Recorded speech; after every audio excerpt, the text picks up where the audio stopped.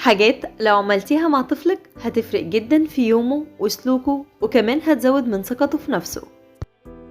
كل يوم احرصي انك تاخدي طفلك في حضنك وشجعيه دايما، وكافئيه لما يعمل اي سلوك جيد او لما ينفذ اي حاجة تطلب منه، واديله فرصة تانية لما يغلط، وبلاش تحرميه من التجربة مرة كمان، وعلميه دايما بطرق بعيدة عن العصبية والضرب علشان ما يتوترش ويخاف.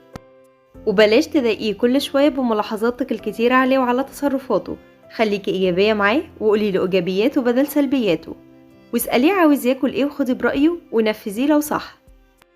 وبلاش تحرميه من حاجات بيحبها بحجة ان البيت اتوضب خلاص، لكن خصصي مكان ليه وعلميه ازاي يكون مسؤول عن نظامه ونظافته، وعلميه قيمة المال واديله مصروف، وعلميه ازاي يحدد أولوياته، ولو عاوز لعبة أو أي حاجة تانية عليه انه يحوش الأول، وخرجيه مرة كل أسبوع في أي حتة حتى لو حديقة عامة، المهم يطلع طاقته ويجدد نشاطه علشان يريحك في البيت.